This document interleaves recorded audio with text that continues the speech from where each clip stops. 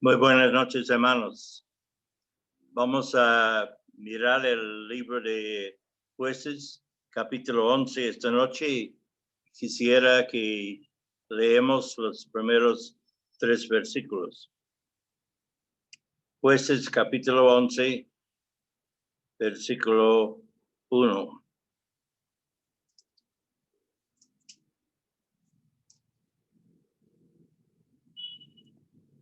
Dice: Jefté, Galadita, era esforzado y valeroso.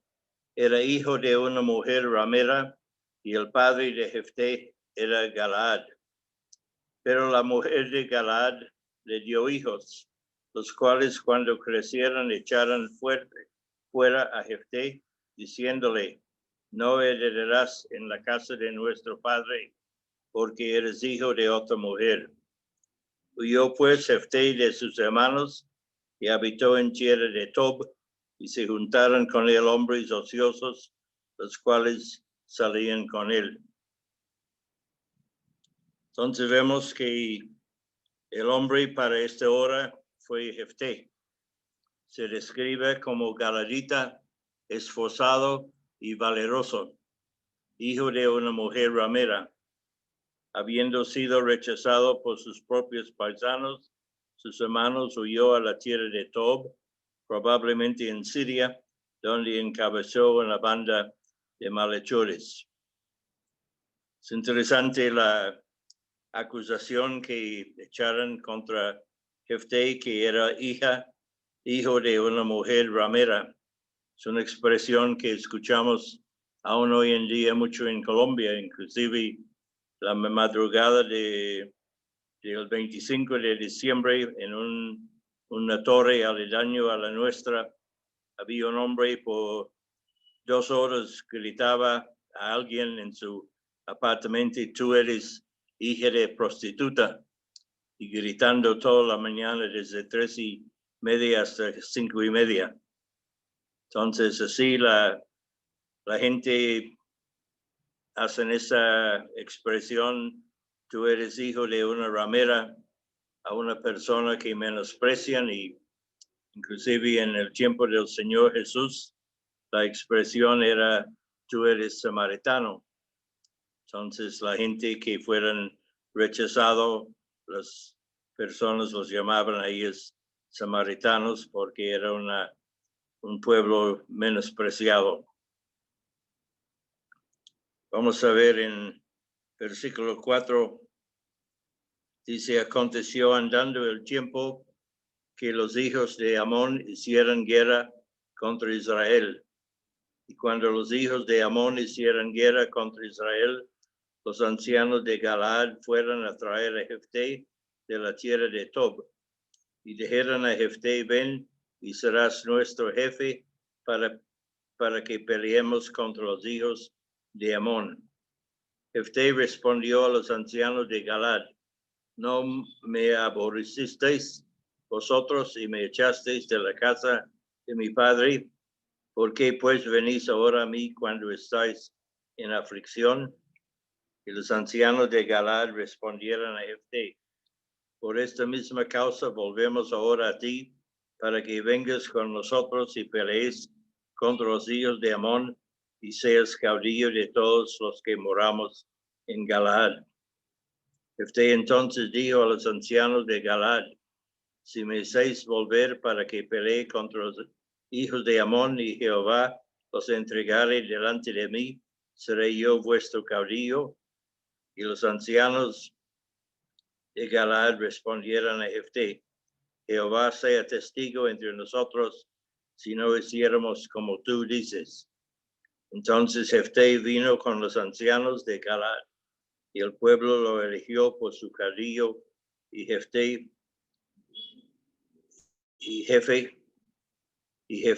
habló todas sus palabras delante de Jehová en Mizpa. Es interesante que este hombre, Jefté, era un hombre que conocía la palabra de Dios, conocía la historia pasada de Israel. Recordamos en primer capítulo, cuando hablaba de la muerte de Josué, que la gente había olvidado todo lo que había pasado en la historia de Israel, como Dios había librado a ellos de la tierra de Egipto y había traído a ellos a la tierra de Canaán.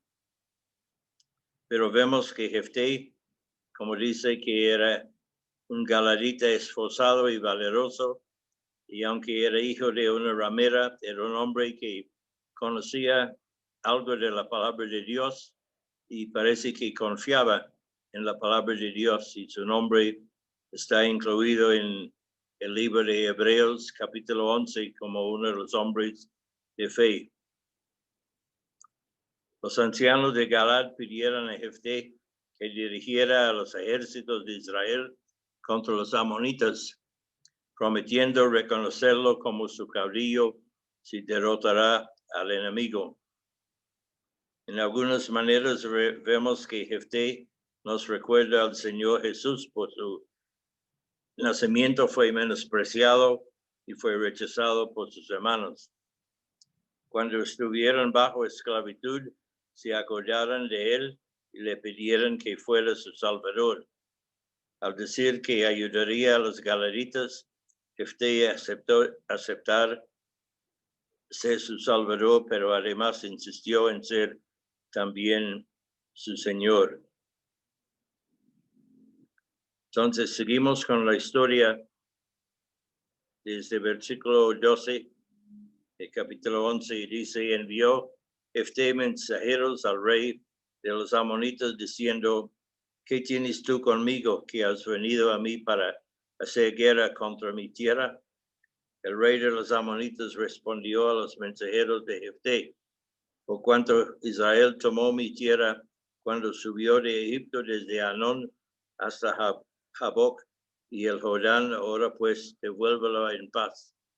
Y Jefté volvió a enviar otros mensajeros al rey de los amonitas para decirle: Jefté ha dicho así: Israel no tomó tierra de Moab ni tierra de los hijos de Amón, porque cuando Israel subió de Egipto, anduvo por el desierto hasta el Mar Rojo y llegó a Cades. Entonces Israel envió mensajeros al rey de Edom diciendo: yo te ruego que me dejes pasar por tu tierra. Pero el rey de Edom no los escuchó. Envió también el rey de Moab, el cual tampoco quiso.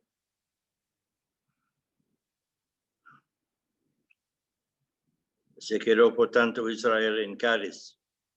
Después, yendo por el desierto, rodeó la tierra de Edom y la tierra de Moab, y viniendo por el lado oriental de la tierra de Moab, acampó al otro lado de Anón, y no entró en territorio de Moab, porque Anón es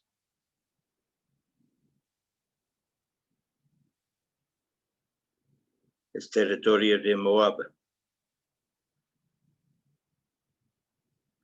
Y envió Israel mensajeros a Sehón, rey de los amorreos, rey de Hesbón, diciéndole: te ruego que me dejes pasar por tu tierra.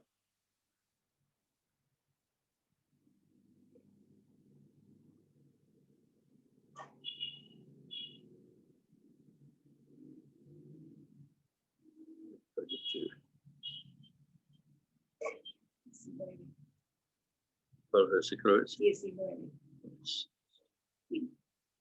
Sí, envió Israel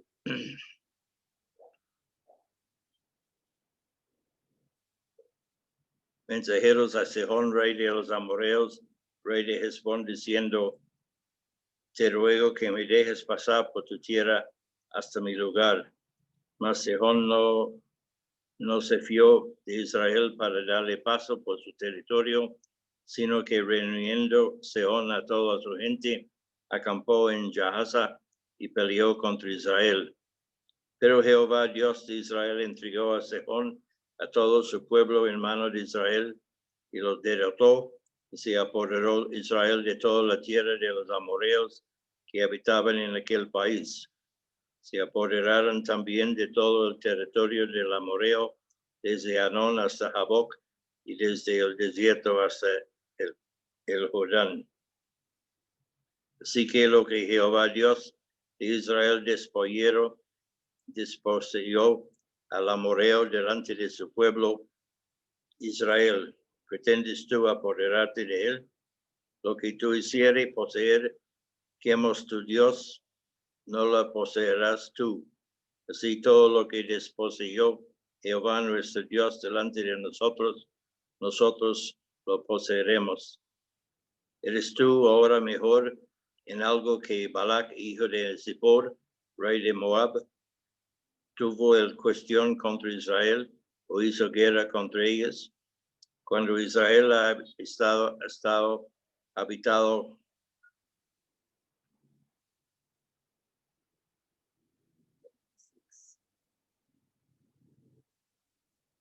por 300 años a Hezbón y sus aldeas, a Arioar o sus aldeas y todas sus ciudades que están en el territorio de Anón, porque no las habéis recobrado en ese tiempo. Así que yo nada he pecado contra tú, mas tú haces mal conmigo peleando contra mí. Jehová, que es el juez,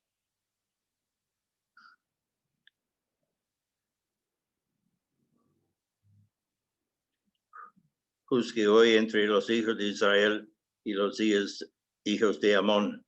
Mas el rey de los hijos de Amón no atendió a las razones que Jefté le envió.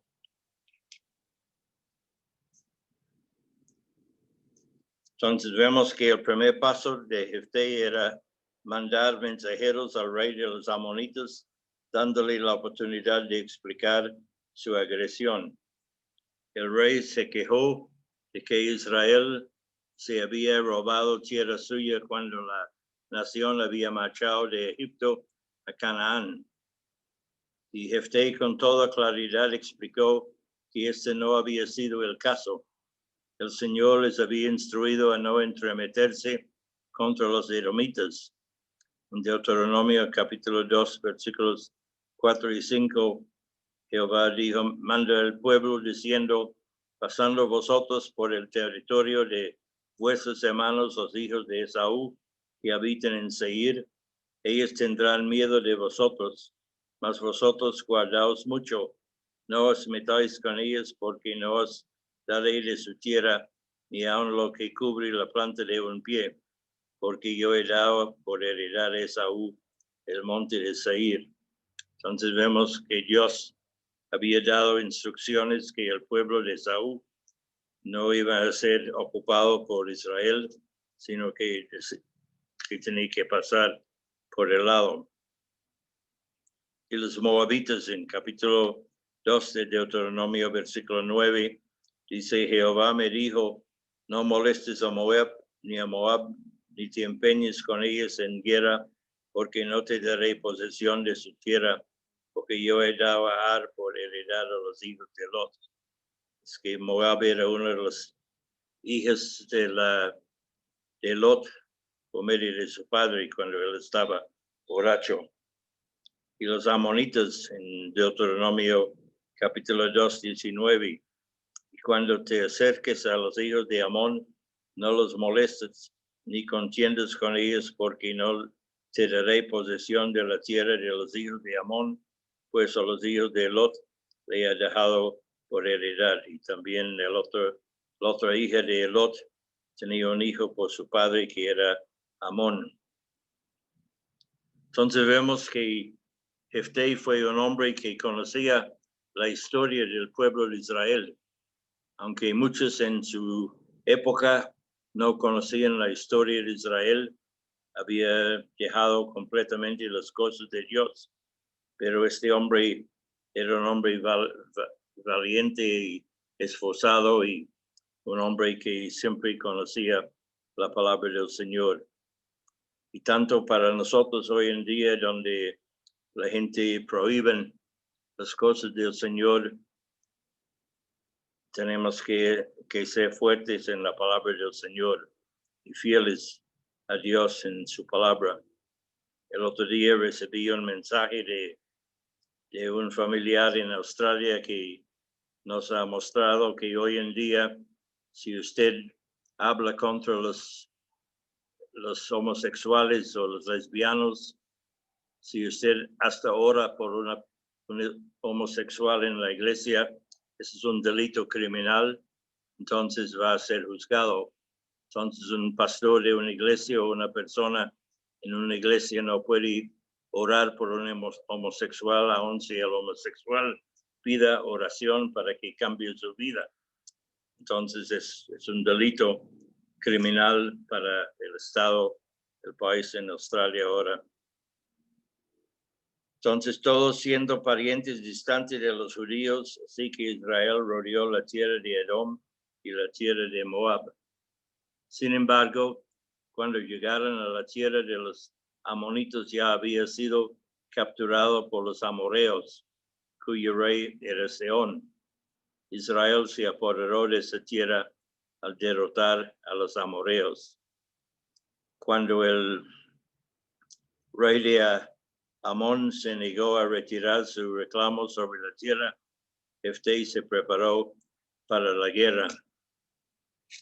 Y llegamos a la parte más importante en este capítulo, en el versículo 29 en adelante.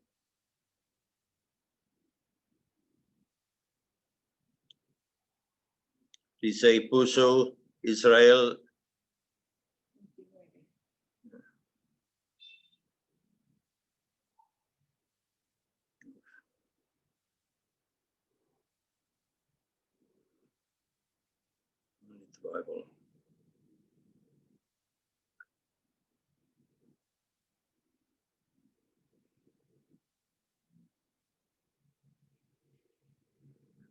Dice en versículo 29, el Espíritu de Jehová vino sobre Jefté y pasó por Galaad a Manasés, y de allí pasó a Mizpa de Galaad, y de Mizpa de Galaad pasó a los hijos de Amón. Y Jefté hizo voto a Jehová diciendo, si entregares a los amonitos en mis manos, cualquiera que saliera de las puertas de mi casa a recibirme cuando regrese victorioso de los amonitos, será de Jehová y lo ofreceré en holocausto. Y fue Jefté hacia los hijos de Amón para pelear contra ellos, y Jehová los entregó en su mano. Y desde Aroer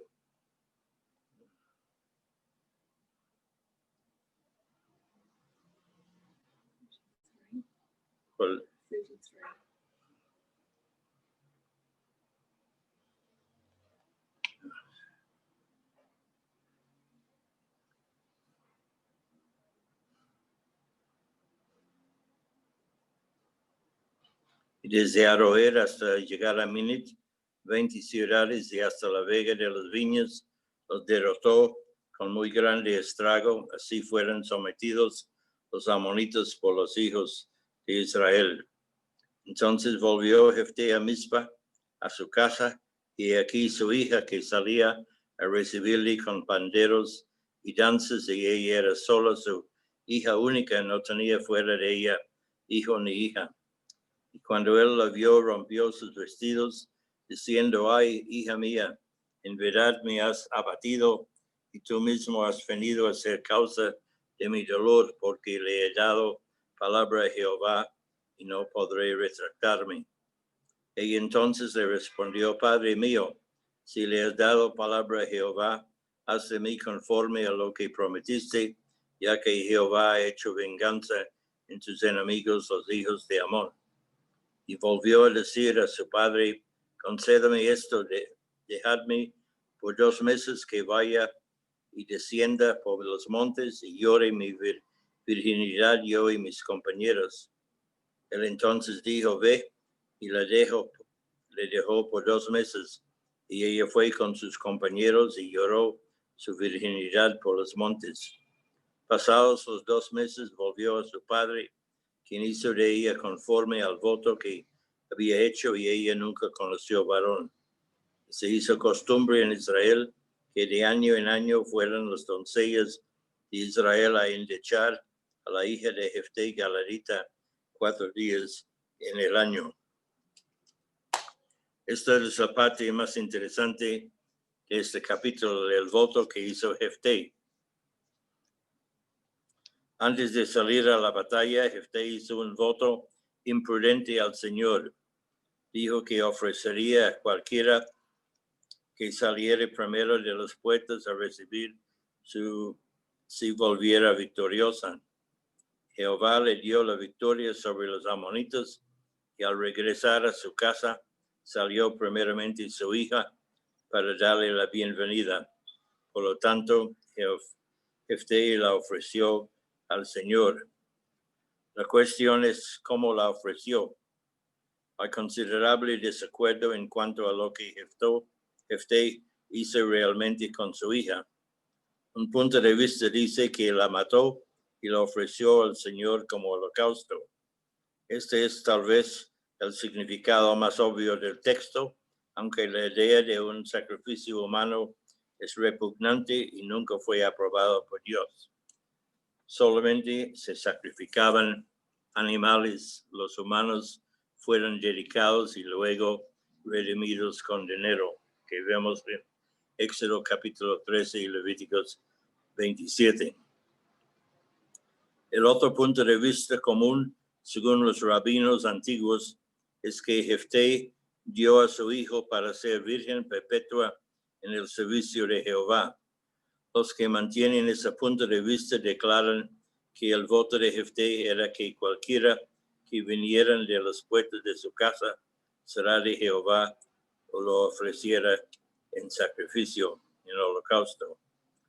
La idea de una virginidad perpetua se apoya fuertemente en los versículos 37 a 39, donde dice, y volvió a decir a su padre, concédeme déjame por 2 meses que vaya y desciende por los montes y llore mi virginidad, yo y mis compañeros.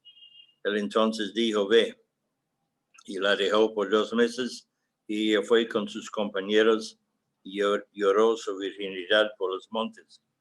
Pasados los 2 meses volvió a su padre, quien hizo de ella conforme al voto que había hecho, y ella nunca conoció varón. Se hizo costumbre en Israel que de año en año fueran los doncellas de Israel a endechar a su hija de Jefté Galadita 4 días en el año. De todos modos, la lección es que no debemos hacer promesas impulsivas o imprudentes, sino reflexionar antes de hablar. La idea en aquel tiempo es que las mujeres siempre deseaban ser casados. Hoy en día, por ejemplo, hay muchas mujeres en muchas partes del mundo. Parece que es una cosa abominable ser casado con un hombre y no quieren ser esposa, no quieren ser mujer de la casa. Entonces hay muchas mujeres que deciden que nunca van a casarse hoy en día y nunca va a tener hijos. Pero en aquel tiempo era una gran pena para una mujer no ser casado y no tener hijos.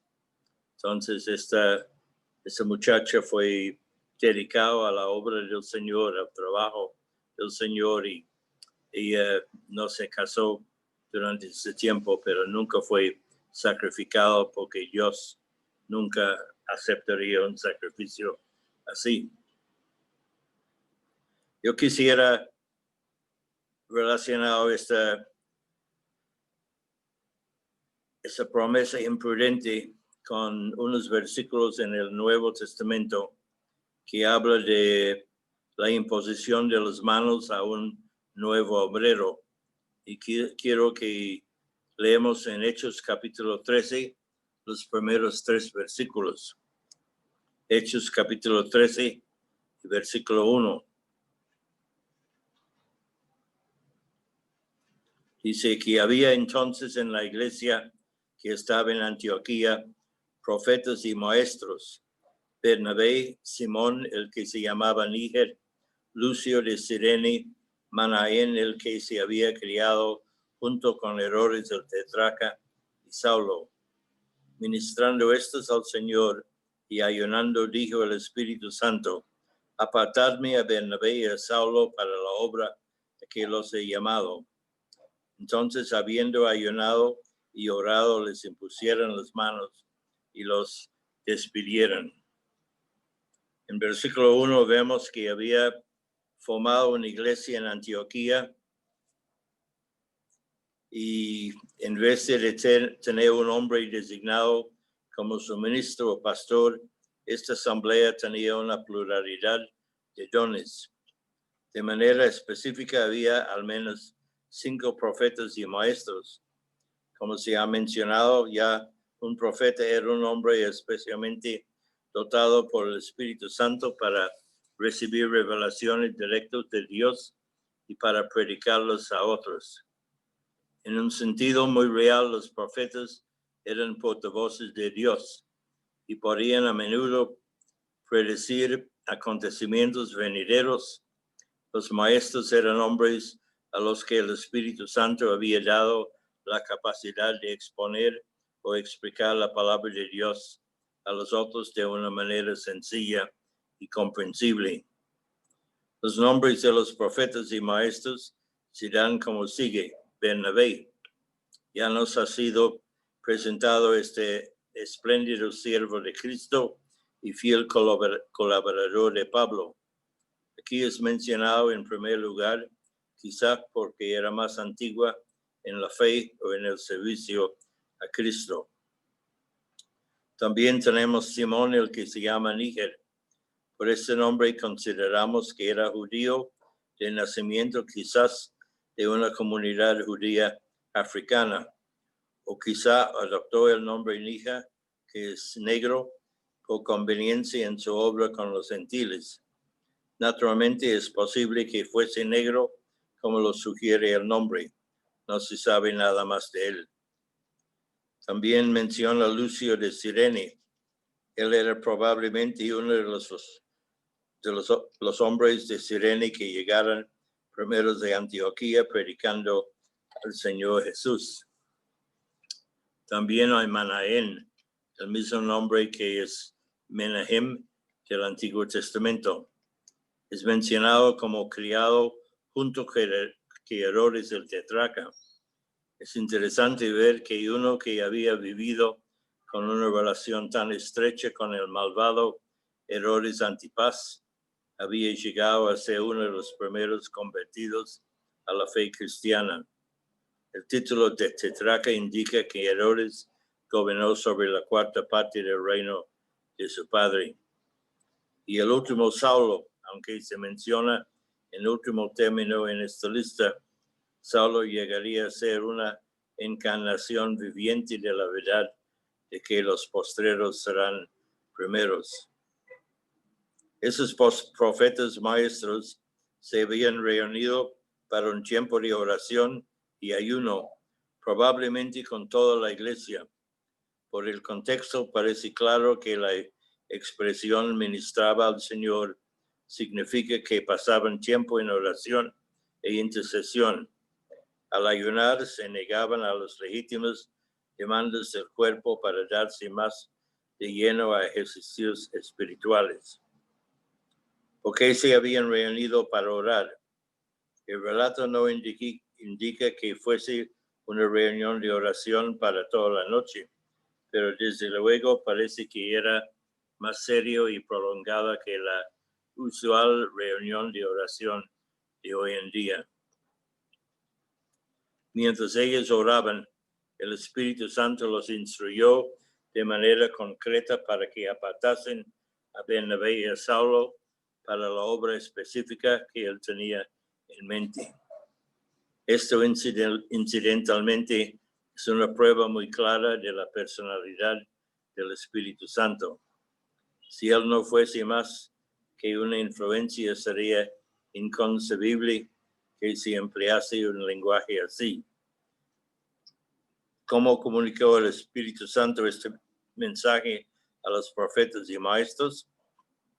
Aunque no se da ninguna respuesta específica, es probable que hablase por medio de uno de esos hombres que eran profetas, bien Simón, Lucio o Menahem.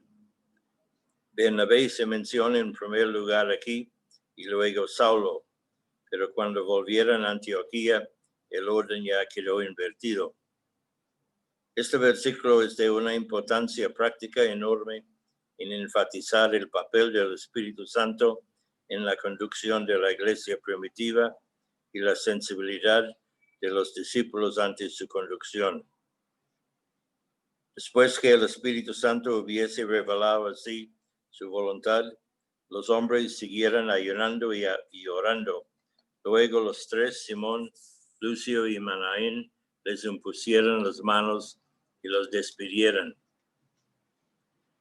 Este no fue un acto oficial de ordenación como el que se practica en la actualidad en la cristiandad, cuando un oficial de la iglesia confiere una posición eclesiástica a un subordinado. Se trataba sencillamente de una expresión de comunión con estos dos hombres en la obra a los que los habían llamado al Espíritu Santo. La idea de ordenación como un rito que confiere una autoridad exclusiva para administrar los sacramentos y llevar a cabo otros deberes eclesiásticos es desconocido en el Nuevo Testamento. Un gran error en nuestra forma moderna de hacer las cosas es esperar que un hombre posea todos los dones necesarios para el liderazgo. De esta manera puede que una iglesia tenga varios cientos de miembros, pero un solo pastor se supone que de él que es capaz de predicar, consolar y las demás cosas.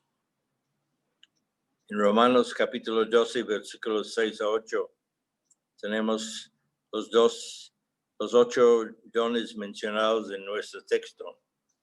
Romanos 12, versículos 6 a 8. Nosotros, siendo muchos, somos un cuerpo en Cristo y todos miembros los unos de los otros. De manera que teniendo diferentes dones, según la gracia que nos es dada, si el de profecía, úsese conforme a la medida de la fe, o si de servicio en servir, o el de enseñanza en la enseñanza, el que exhorta en la exhortación, el que reparte con liberalidad, el que presida con solicitud, el que hace misericordia con alegría. Puede que alguien pregunte si estoy sugiriendo que los laicos deberían predicar. Indudablemente, cuando un laico tiene entendimiento de las Escrituras, debería ejercer su don y predicar en cada oportunidad que tenga. Yo recuerdo hace muchos años en Nueva Zelanda, un hermano me hablaba de un asunto que ocurrió en una asamblea. Había un joven que fue elegido o se sugirió que predicara esa noche en la asamblea, y llegó al púlpito y subió las escaleras a la plataforma donde estaba el púlpito y con mucho orgullo empezó a hacer su mensaje, pero en ese momento se olvidó todo y tenía que volver porque no recordaba qué iba a decir. Y cuando bajaba con la cabeza agachada, un hermano le dijo a él: si usted hubiera subido como bajaba, hubiera bajado como usted subía. Y el mismo hermano me comentó que en esa asamblea había una señora en el pueblo, una señora rica de la alta sociedad, que de vez en cuando venía a la asamblea para escuchar el mensaje del Evangelio. Y en una noche, cuando ella había dicho a alguien que iba a venir a la reunión para escuchar el Evangelio, los hermanos decían a este hermano con quien yo hablaba que por favor que tú prediques la palabra de Dios esa noche, porque tú eres un buen predicador y tú puedes dar un buen mensaje. Y el hermano dijo: sí, yo lo acepto. Pero cuando subió al púlpito para predicar, un hermano se levantó desde la primera silla y fue a al púlpito y le dejó un papelito. Entonces el hermano pensaba mejor que leo ese papelito porque puede ser que tiene un buen mensaje. Y leyó el papel y el papel dijo que esa señora rica y importante había pasado por el centro del pueblo en este día y mientras pasaba por el centro encontró un hermano de la asamblea. Este hermano fue uno de los hermanos menos capacitados para ser predicador que toda la gente en la iglesia. Y este hombre habló con la señora y juntos los dos se arrodillaron en el andén y esa señora recibió al Señor Jesucristo en su corazón como su Salvador. Y el hermano que iba a predicar dijo que el Señor me hablaba fuertemente en ese momento pensando que los hermanos habían pensado que yo iba a ser la persona para salvar a esa persona, esa mujer. Pero en realidad un hermano menos considerado fue el hombre que llevaba el mensaje de la salvación a esa señora y ella encontró al Señor en la misma calle. Entonces, estos dos hombres, Bernabé y Saulo, no eran novatos en el servicio de Cristo. Eran hombres experimentados en la palabra de Dios y ahora sus consiervos en Antioquía expresaban sencillamente su identificación con ellos en esta especial comisión de llevar el evangelio a los gentiles. Y las palabras los despidieron significa más literalmente los dejaron partir o los liberaron para la obra. Más tarde el apóstol Pablo exhorta a Timoteo en 1 Timoteo capítulo 4, versículo 14. 1 Timoteo capítulo 4, versículo 14, donde Pablo dice a Timoteo, no descuides el don que hay en ti, que te fue dado mediante la profecía con la imposición de las manos del presbiterio. Y también en 2 Timoteo capítulo 1, versículo 6, Pablo dice, por lo cual te aconsejo que avives el fuego del don de Dios que está en ti por la imposición de las manos. Entonces vemos que Pablo y seguramente otros hermanos en la iglesia ya había puesto las manos sobre Timoteo, encomendando a él para la obra del Señor. Y que Timoteo debía recordar ese don que había recibido del Espíritu Santo por la imposición de las manos de los ancianos de la iglesia. Pero también en 1 Timoteo capítulo 5, versículo 22, hay un versículo importante que nos avisa de tener cuidado. Él dice en 1 Timoteo 5, 22, no impongas con ligereza las manos a ninguno, ni participes en pecados ajenos, consérvate puro. Cuando hombres destacados se identifican con una iglesia local, hay a veces la tendencia a avanzarlos rápidamente a puestos de responsabilidad. Aquí Timoteo es advertido en contra del apresuramiento en el reconocimiento de nuevos llegados. Tampoco debería identificarse con hombres cuyo carácter desconocen, o sea que al hacerlo participa en sus pecados.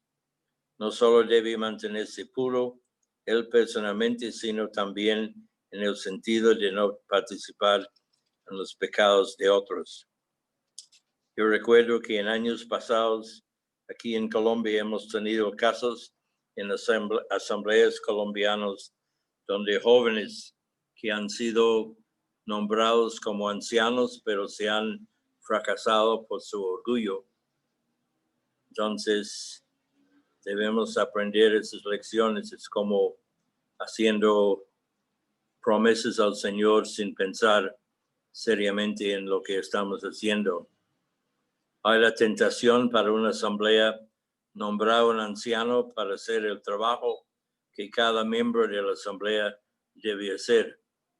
Y hay asambleas que han tratado de escoger ancianos, obreros para hacer los trabajos porque los mismos hermanos son perezosos y no quieren hacer el trabajo que están buscando que este hermano hace.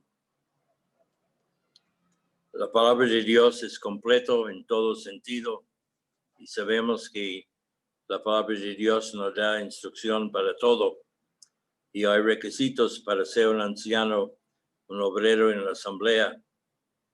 En 1 Timoteo capítulo 3, los primeros 7 versículos. 1 Timoteo capítulo 3, versículo 1 a 7 dice, palabra fiel, si alguno anhela obispado, buena obra desea, pero es necesario que el obispo sea irreprensible, marido de una sola mujer, sobrio, prudente, decoroso, hospedador, apto para enseñar, no dado al vino, no pendenciero, no codicioso de ganancias deshonestas, sino amable, apacible, no avaro, que gobierna bien su casa, que tenga sus hijos en sujeción con toda honestidad, pues el que no sabe gobernar su propia casa, ¿cómo cuidará de la iglesia de Dios? No un neófito, no sea que envaneciéndose caiga en la condenación del diablo.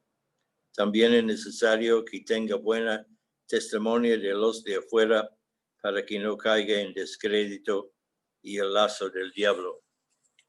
A través de los años, cuando he tenido esta reunión de pastores aquí en Bucaramanga, varios pastores me han comentado experiencias que han tenido poniendo las manos ligeramente sobre una persona, generalmente jóvenes, para nombrarlos como un pastor o como un líder en la iglesia, como un obrero, como un anciano, y después de un tiempo esas personas han fracasado.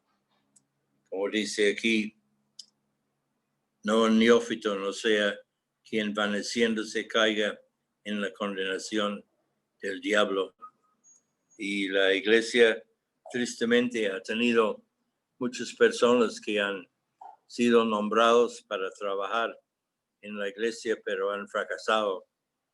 Entonces debemos tener mucho cuidado de hacer promesas al Señor sin pensar bien.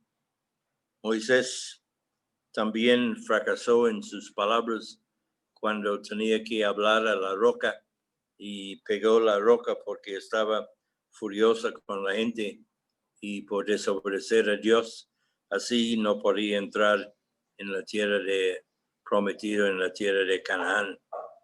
Entonces, debemos tener cuidado. Muchas veces hacemos promesas a nuestros hijos o decimos a nuestros hijos, si tú haces tal cosa, voy a disciplinarte, pero cuando el hijo hace tal cosa, no se disciplina el niño y los niños aprenden a que sus padres no cumplen sus promesas. Y muchas veces nosotros hacemos promesas a hijos y esposos o cualquier persona, pero no cumplimos esas promesas. Debemos pensar muy bien qué estamos diciendo. Entonces, que aprendemos de Jefté, que no hagamos promesas que no son correctos, que no son buenos, sino pensando en lo que hacemos y sobre todo nombrando personas para trabajar en la congregación, en la asamblea, que debemos esperar en el Señor y orar mucho al Señor y pedir que el Señor nos dé el entendimiento para que podamos hacer las cosas bien. Oremos. Padre, otra vez te damos gracias por este día que tú nos has dado y damos gracias por este hombre Jefté, que era un hombre valeroso, un hombre que conocía la palabra de Dios. Damos gracias que a pesar de esas características buenas, hizo unas malas promesas a Dios y no podía cumplirlas. Entonces ayúdanos, Señor, para que no hagamos promesas que son mal pensados o promesas que no podemos cumplir. Colocamos este día en tus manos, Señor, y rogamos por todos en la iglesia, por las asambleas que están reunidos esta noche en este programa de Zoom. Damos gracias que podemos reunirnos así para estudiar la palabra tuya y pedimos la bendición tuya sobre cada hermana, sobre cada hermano, sobre cualquier niño que está escuchando también, que tú les bendigas. Y si hay alguien que no conoce a ti, Señor, como su Salvador, para que ellos también abran su corazón a ti, para que puedan encontrarte y tener la salvación esta noche. Damos gracias por su amor, su misericordia, y ponemos a todos en tus manos, dando gracias en el nombre precioso tuyo. Amén. Que el Señor le bendiga, hermanos. Amén. Amén. Amén. Muy buena noche para todos, hermanos. Nos vemos el jueves, 6:30 de la tarde, reunión de oración. Feliz noche para todos, hermanos. Amén. Dios bendiga, hermanos. Buenas noches. Buenas noches. Chao, Tal vez chao. sería bueno decir que en enero vamos a empezar unos temas proféticos y después de algunos temas vamos a... Entonces, si hay hermanos que durante esas reuniones de temas proféticos tiene una pregunta relacionada con cualquiera de los temas, que se escribe ese tema y la manda a la mano Herman Patiño a su WhatsApp para que podamos tener las preguntas escritas, o si usted quiere llamar a un hermano y mencionar su pregunta y la mencionar claramente para que este hermano pueda notarlo, para que también puedan contestar ese pregunta suya. Entonces oramos por estas reuniones. El primer tema será las 70 semanas de Daniel y será tomado por el hermano Juan Taylor. Oramos por él para que él pueda enseñar ese tema en una forma muy clara para que todos puedan entender. Que el Señor le bendiga, hermanos. Amén. Amén. Buenas noches, hermanitos. Señor les bendiga. Amén. Amén.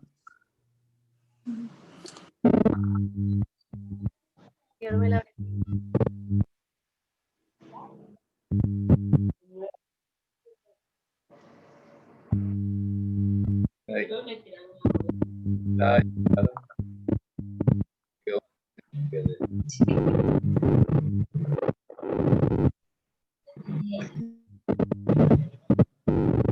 Señor les bendiga, hermanos.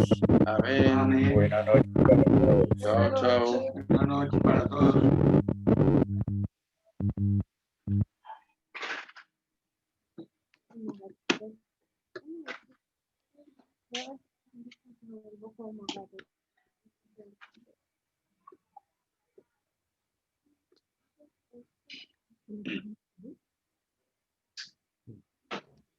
Buenas noches, Dios les bendiga. Amén.